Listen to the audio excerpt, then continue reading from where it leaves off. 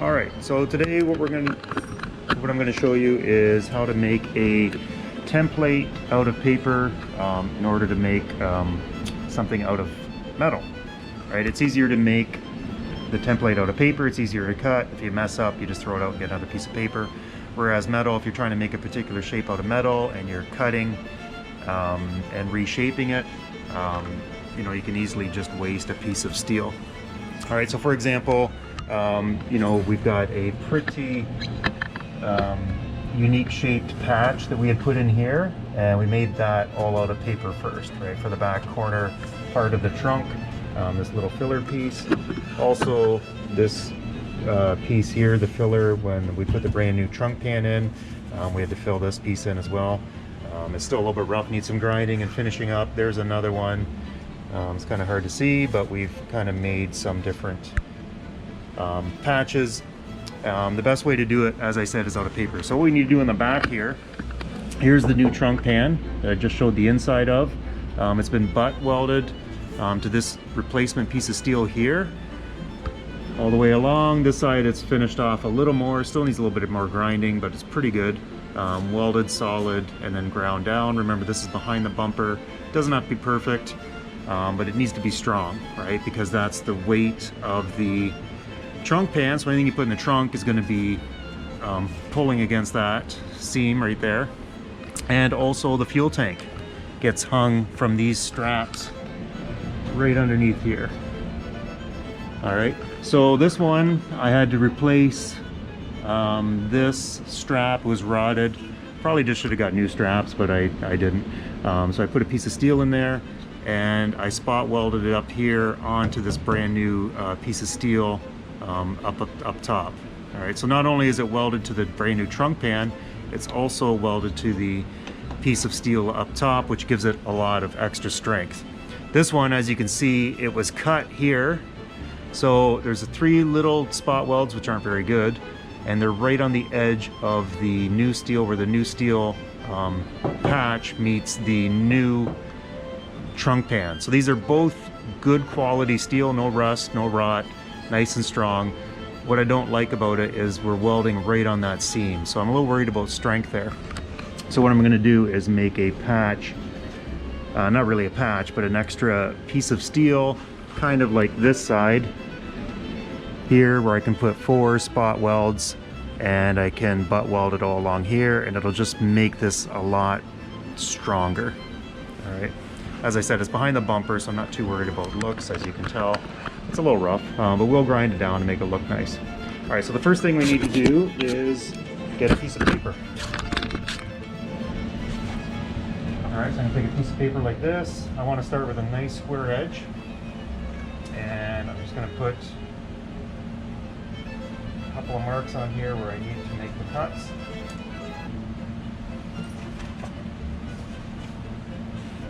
Actually, what I'm going to do is just cut this out so it's a little easier to work with. So I'm going to purposely cut it a little bit bigger than what I need.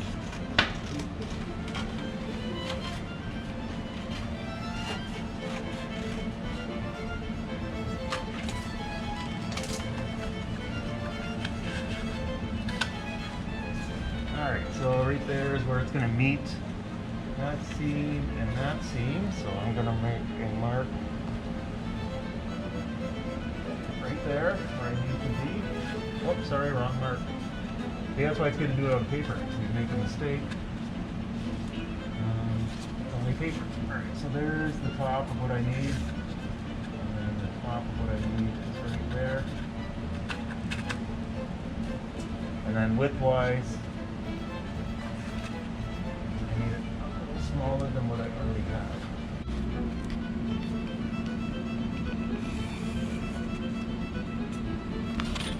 Here, and I'm going to...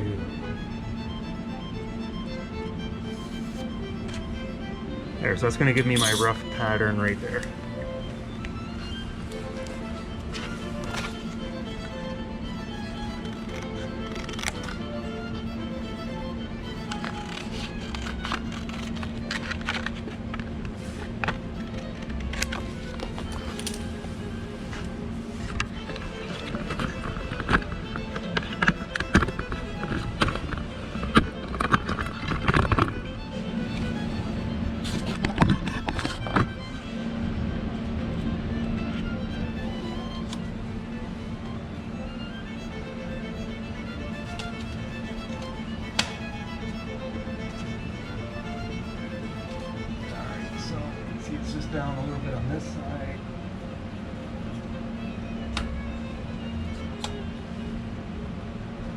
right, and then what I do to make my mark on the inside is I just push it really firmly, because what I want to notch it so that it fits on top of that steel piece.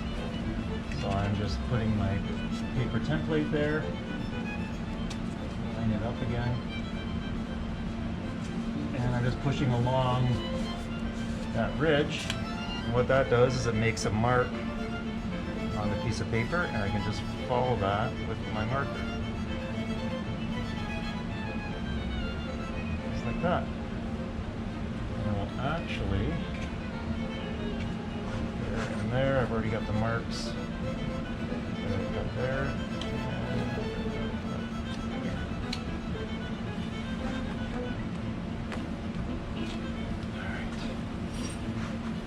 Alright, so now what I'm going to do is just cut out that notch.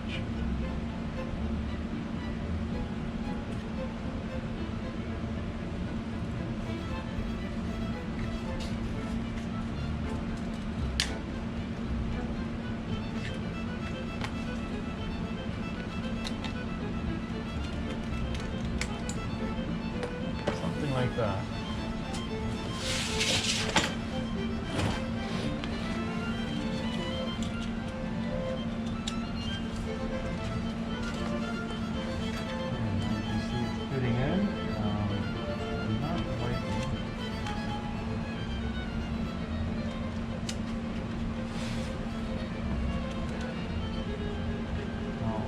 Straight it is. If I line it up with that, it's kind of crooked to me. I would rather have it like that.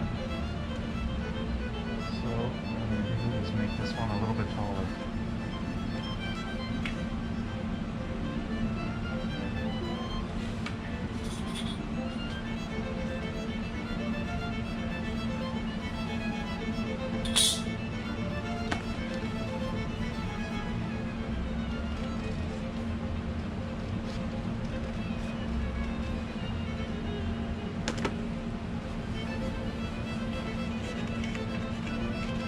I'm not too worried about having it fit perfectly on top, because to be honest, if there's a little bit of a gap, it's easier to weld, and it actually makes a stronger weld if you have, you know, maybe a 2mm gap. So I'm not too worried about that, and I can fine tune that. I've already got the mark there. I already had this marked, and I didn't realize it because I had it backwards. Like that, I'm going to take a little bit more off this. But as you can see, it's a lot easier to mess around with a piece of paper than it is to mess around with steel. Something like that looks pretty good, I think. Just a little more off the top. Like I said, just to make a little bit of a gap so that the weld can fill the gap, and it makes for a lot stronger weld.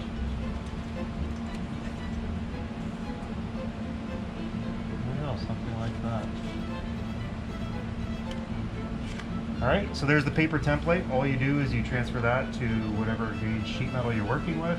For here, I'm using, because this is more of a strength piece, not too worried about bending or shaping it. I would like to go with a fairly thick piece of sheet metal here, probably 18 gauge. I will trace that on the piece of 18 gauge steel, cut it out, and drill 4 holes for the spot welds, put it into place, use a magnet to hold it, spot weld it, and then I'll butt weld along the bottom.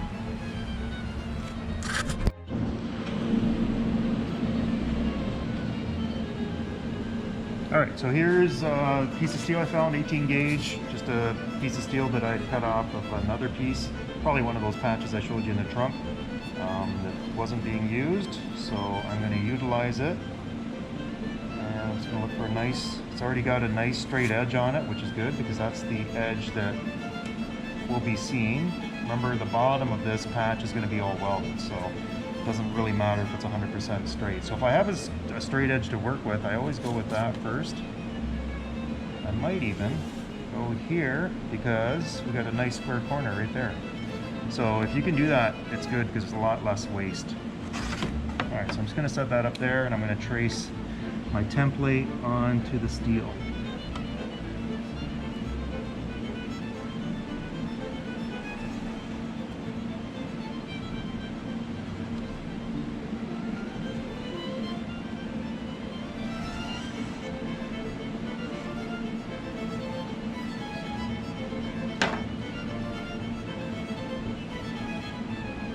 putting the word out on it, so I know that that's the way it goes on. Actually, there's top, bottom. All right, so I'll remember on the card that that's the way it goes.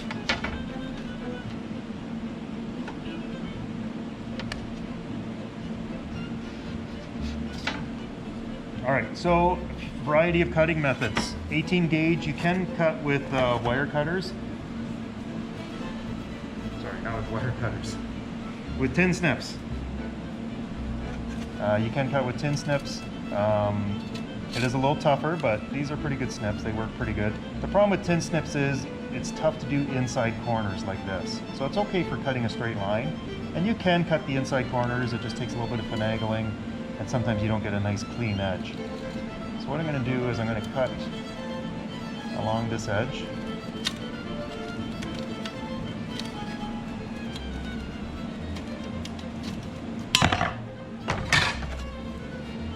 Alright, I'm going to cut my bottom mark on the bottom tab. Maybe just cut that right out of there. And you see what happens when you use tin snips too, it bends the steel. So you got to be careful. It's okay to bend the steel that you're not using, but the steel that you are using, you see this is the scrap piece, I want that to bend. I don't want the big nice piece to bend. Alright, so we can get rid of those corners just to make it easier to get into.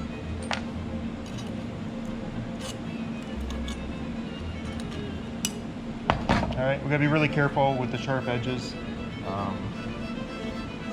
You know, if it's really sharp, depending on what you're doing, you might want to use gloves. Right? There's two schools of thoughts on gloves. Gloves will protect you from the sharp edges, but sometimes your dexterity isn't as good and you can't operate machines properly if you have large gloves on.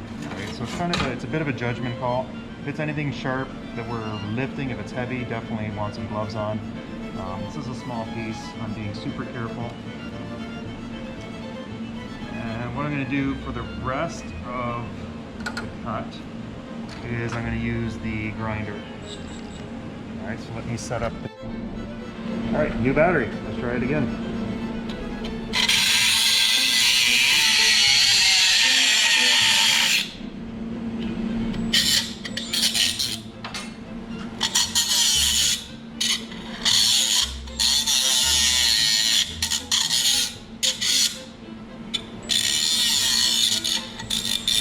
Alright, just cleaning up the edges a bit.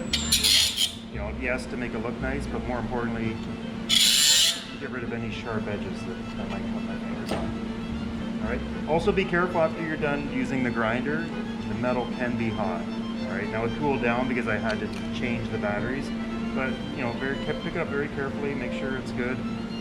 You see the metal's got a little bit of a tweak in it. I'm just going to get my body hammer and straighten that out.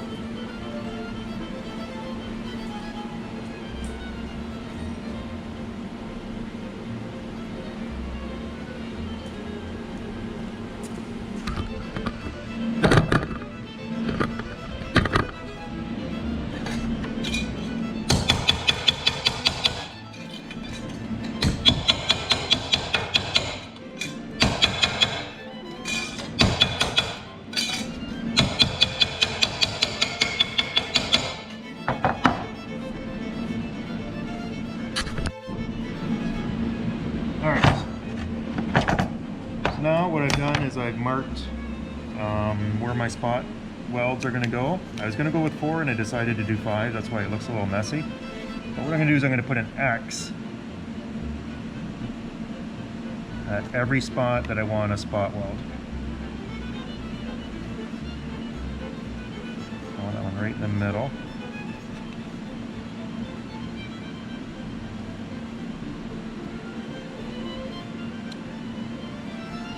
Right, you want to make them, you know, fairly even and, you know, about the same height, just so it looks, you know, looks professional. Again, you're not going to see it because it's behind the bumper, but you still want it to. All right, full disclosure, I went through and I did the whole process and the GoPro battery had gone dead. So I think I left off where I was center punching the holes. So what I'm going to do is I'm just going to show you on this scrap piece what I was doing. I think I had made the X's on there, so I'm just going to do a couple center punches and show you how to drill the holes. So there's the X's where I want them. I'm going to center punch each so that my drill bit starts. If you don't center punch it, the drill bit tends to wander around. And this just gives it a starting place so that when the drill's spinning, it kind of centers itself. All right, got some vice grips here. You can adjust the vice grips by using this to open them or close them. And what I do is I like to adjust them tight until the handles are about halfway. When the handles are about halfway, you can go ahead and clamp them down. And I've got a clamp to this piece of plywood here so that when I drill and the drill goes through, it doesn't go through the workbench, it goes through the plywood instead. All right, so now the piece of steel is secure and I can go ahead and drill it. I'm drilling it 5/16 of an inch, which is pretty big for a spot weld. Usually I like to use a 1/4 inch, which is that size, but I'm using a little bit bigger on this because it is structural. It's holding the fuel tank up. I want it to be good and strong, so I'm making the holes a little bit bigger so that when I weld them, remember I'm filling those holes with weld, it'll be stronger. The more weld you can get in there, the stronger it can be. All right, so I'm just going to line it up with my center punch.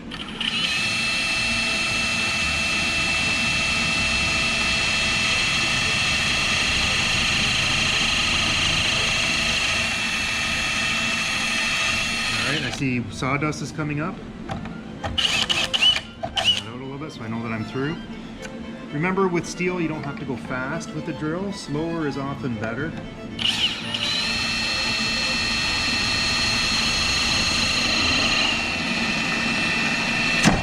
Oh, there, I went right through the plywood on that one.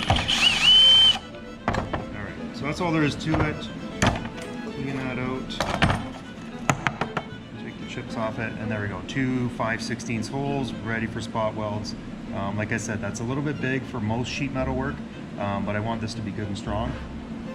Since my GoPro messed up before, this is what I had actually accomplished on our piece. Alright, so I'd done a demo on that and didn't realize the GoPro battery was dead. So that's what I ended up with. So I'm going to take it over to the car now, and we will fit it in and see how it looks.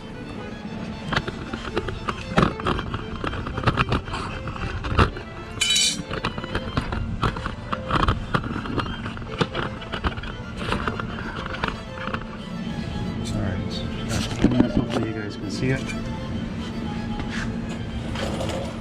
Alright, so there's my pattern that I wanted to use. I marked top and bottom, outside, so I know that it's going to fit like that. So that looks pretty good. What I'm doing right now is I'm just checking my gap. So like I said, I want a little bit of a gap there. That might be a little bit much. And on that side it's not quite enough, but I put a gap at the bottom. That actually turns out pretty good. I'm going to take a little bit off of this bottom piece just so it fits down in there a little tighter. And it looks pretty straight. I'm pretty happy with the straightness of it. So I'm just going to get my tin snips and trim that.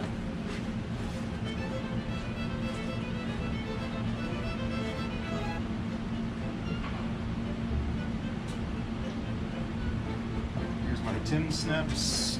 And just make sure I'm trimming the right one. Sometimes when you walk away from a job and you come back, you cut the wrong piece. Alright, just took a really thin shaving off of that. There. So now I got a bit of a gap there that I can weld, gap all along there, and a little bit of a gap there. Looks pretty good. So what I'm going to do is sandblast this. And I'm going to put a little bit of primer underneath it, because you got to remember when this is welded, now you've got bare steel against bare steel. Alright, so if any water or moisture gets in there, it will corrode. So I like to prime the parts that we're not going to see, right, the hidden parts. So to prime it, I need to get rid of this rust. I'm going to go over to the sandblaster, clean it up before I prime it. So I cleaned up the metal piece, took all the rust off it just with a grinder. This grinder right here. Just use this grinder to scuff it up, and I put some primer on it. This is special zinc weld through primer. You can't use regular primer. Well, you can, but the problem is when you use it when you weld, the paint will just burn off. It's just regular paint primer. So what you want to use is that weld through primer, which I have over in the paint cabinet. So I just put a little bit of that. And like I said, it was mostly on the inside there that I wanted to get it. And actually, now I'm looking at it, I should be primering that surface as well. So I'm going to do that for you right now. I've already done this piece. I'm just going to use this grinder. I have my safety glasses on. I'm just going to take the marker off. I'm going to scuff it up a little bit, and I'm going to give it a shot of primer and let it dry, and then I'm going to weld it on.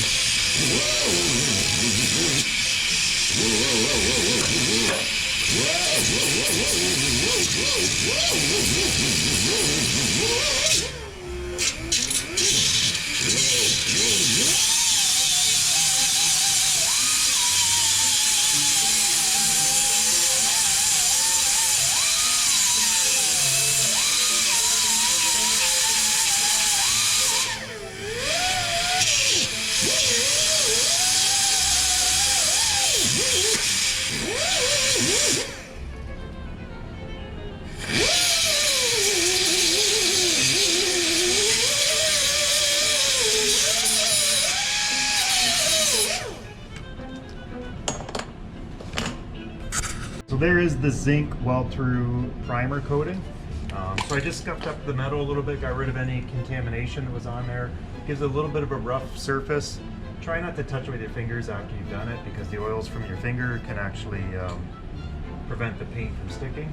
And I'm just going to give it just a light coat, holding it about 10 to 15 centimeters away, and just back and forth, and that's all I'm going to do, just that. That's just coating the metal, and that'll help protect rust from forming in between the two pieces of metal. So now I've got this coated with primer, I've got this coated for primer. I'm going to let that dry minimum of 15 minutes. You know, the longer the better. You don't want to start welding with it wet because it is flammable. You have to wait until they call it flashing off. Gets rid of all the solvents that are in the paint and dries, and then it's safe to weld on there.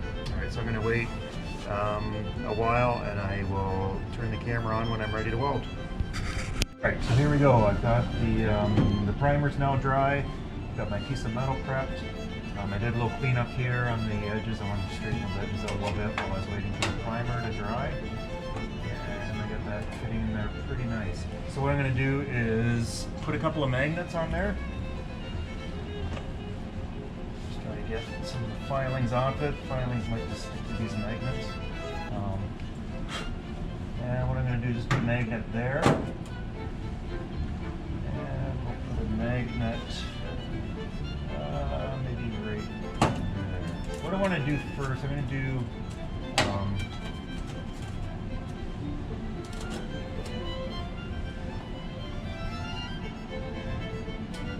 just thinking here. I think I got a nice tight fit on that spot weld, so I'm going to do a couple of these spot welds first, and then I'm going to push on the bottom, probably with a screwdriver, to keep tension. I want it as tight to this new patch, or not patch, but this new piece of steel, this new support.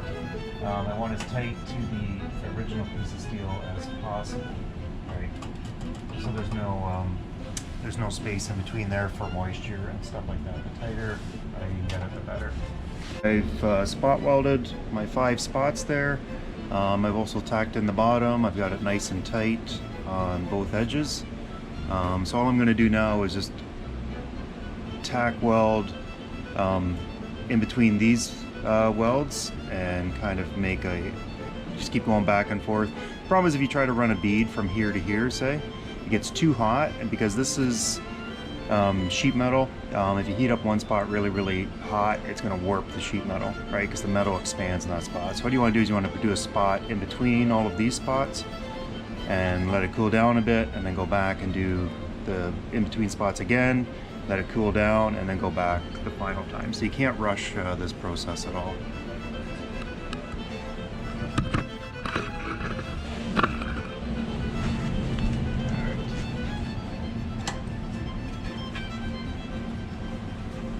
bonding clamp on. Got my helmet on. Welds all ready to go. Got the gas turned on the welder. I'm going to turn on the welder. Camera can see.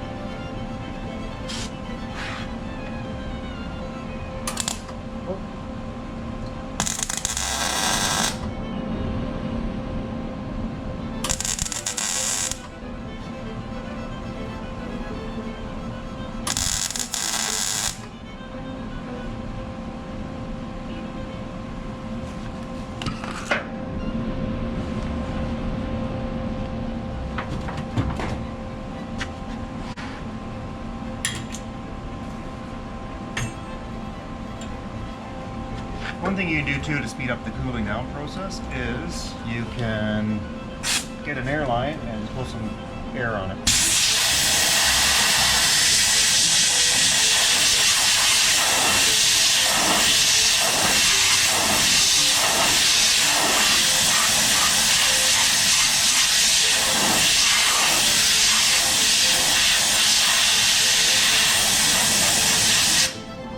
Alright, that just helps it cool down quicker.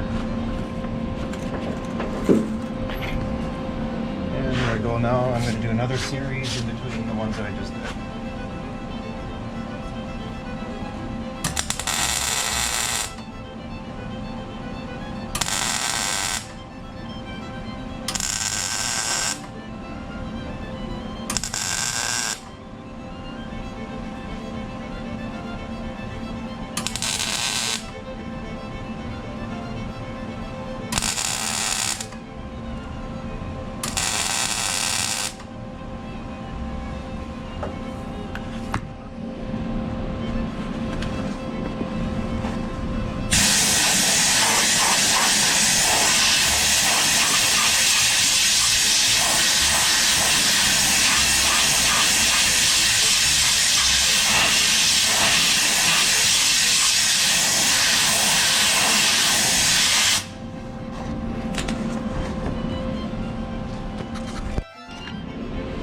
Alright, so I've solid welded along the top, down the sides. I've still got to finish up this weld here between the pan and the piece of metal that I put in that seam. But I just wanted to focus on this patch for now. Alright, it doesn't look great when you weld this way. It's not like a perfect smooth bead or anything like that. It does look kind of mumble jumbled. But we'll grind that down, then we'll look for some pinholes. If there's any pinholes, I'll just touch it up with a little bit of weld, and then grind it so it's fairly smooth, prime it, and we'll throw some rust paint on it. And like I said, this is behind the bumper, so it doesn't have to look perfect,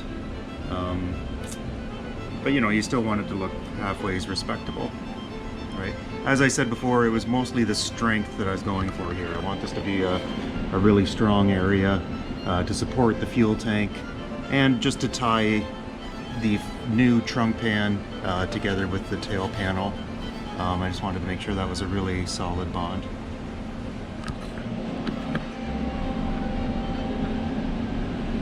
All right, that's it.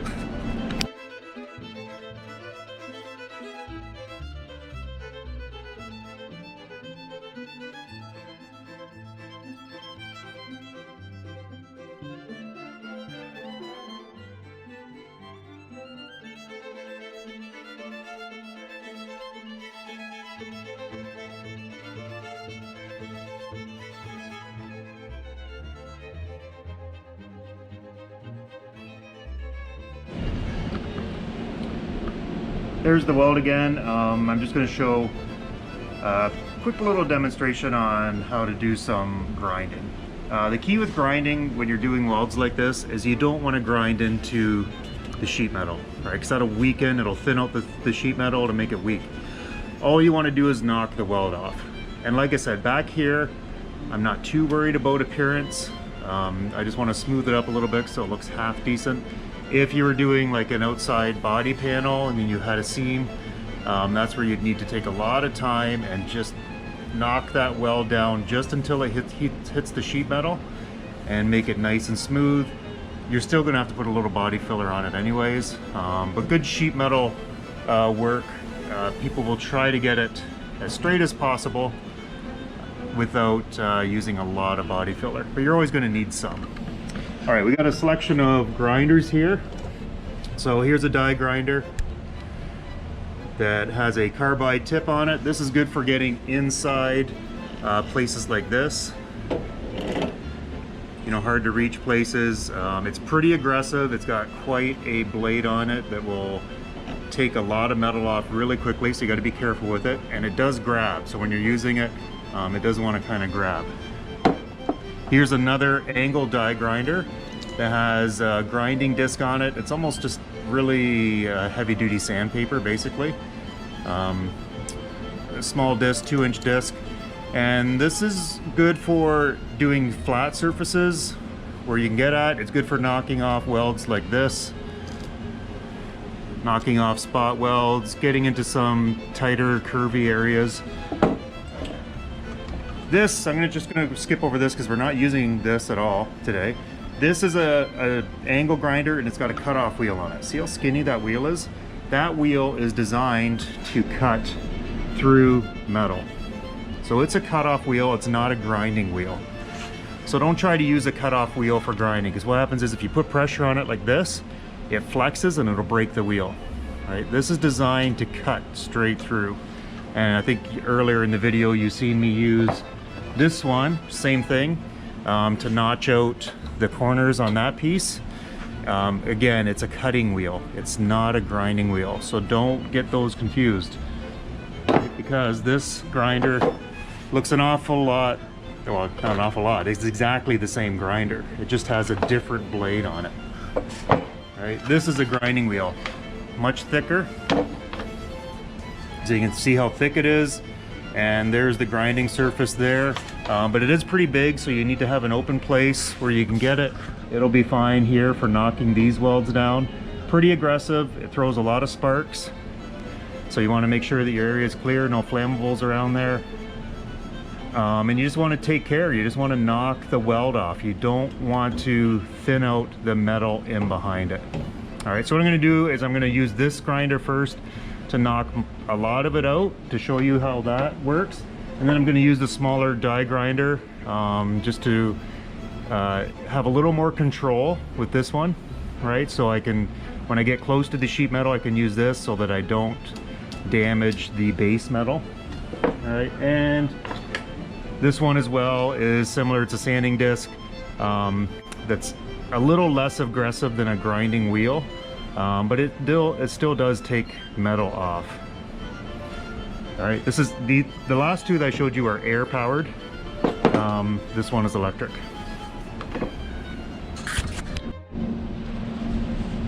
So I'm all set up here. Got my gloves. I've told you guys again my school of thought on gloves.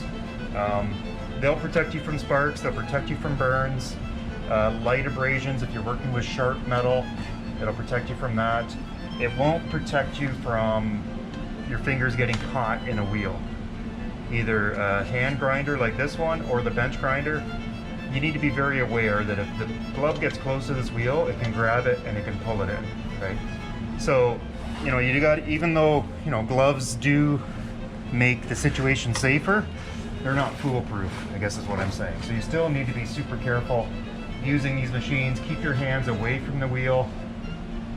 And before you start, the wheel spins this way. So think about where the sparks are gonna fly. If it's spinning this way and I put this edge on, the sparks are gonna go down to the concrete, which is good, right? So don't have your leg underneath, don't have your face underneath. So stay back, kind of think about where the sparks are going to go. Have a look around, make sure there's nothing flammable around. There's a piece of paper right over there. I'm going to pull that piece of paper out. My foot. All right, no cloths or any paper or anything like that, cardboard. All right, so what I'm going to do is I'm just going to knock down this weld. Couple things with the grinder. There's the on-off switch. It locks in the on position, so you just slide it forward and it's locked on. To release it, you just hit it and it'll turn off. Takes a few seconds to spin down, as you just seen. This button is for changing the wheel. So under no circumstances should you push this button, especially when the wheel is turning. If we need to change the wheel, you're going to bring it over to me and I'll change the wheel, and that's just a lock to lock it to help me change the grinding wheel. All right, so when you're using the grinder, you should never touch that button, only the on-off switch on the side right there.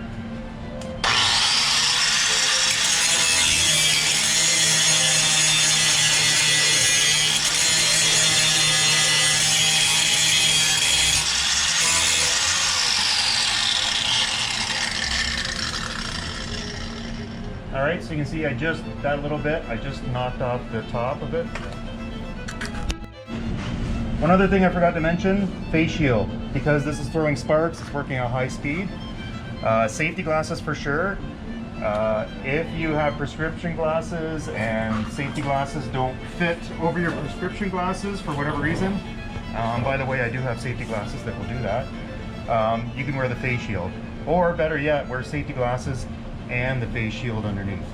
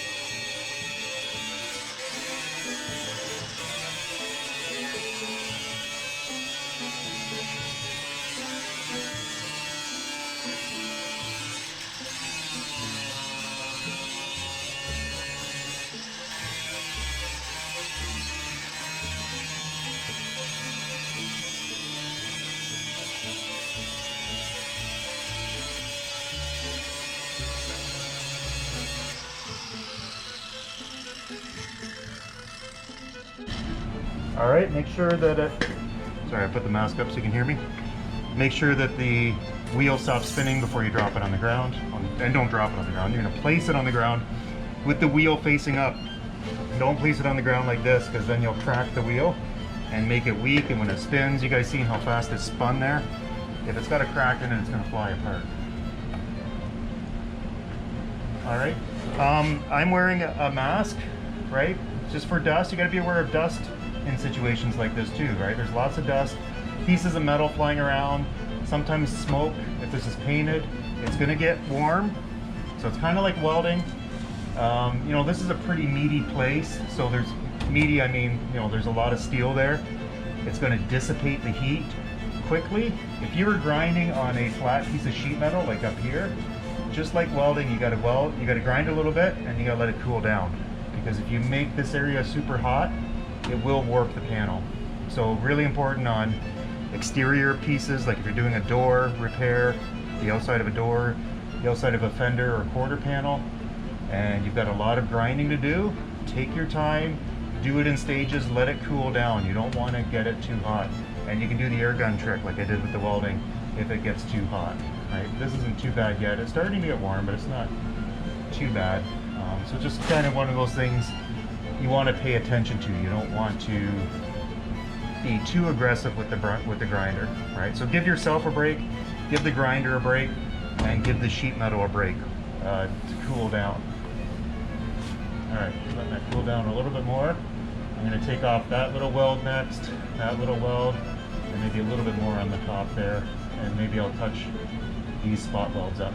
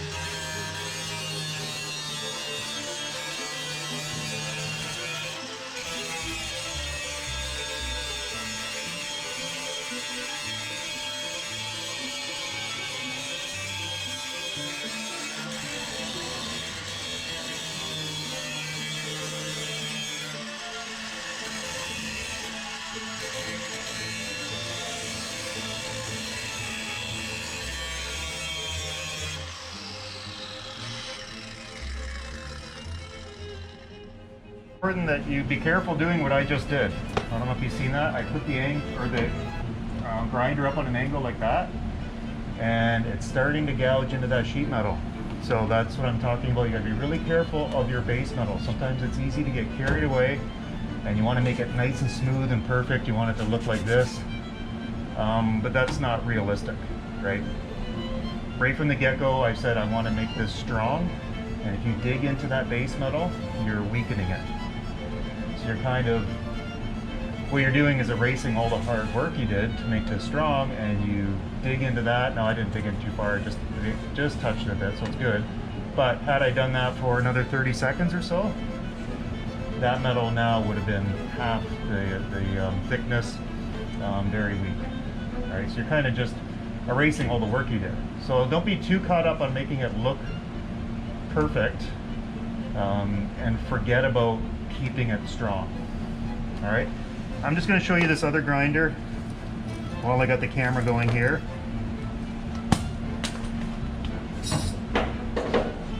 Here's the little mini die grinder with the disc on it.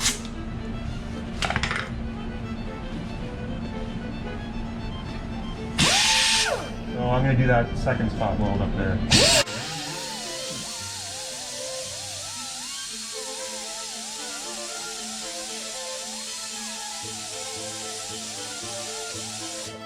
Alright, there you go. So it peeled off that spot weld pretty nicely. And that's as far as I'm going to go. I don't want it to disappear.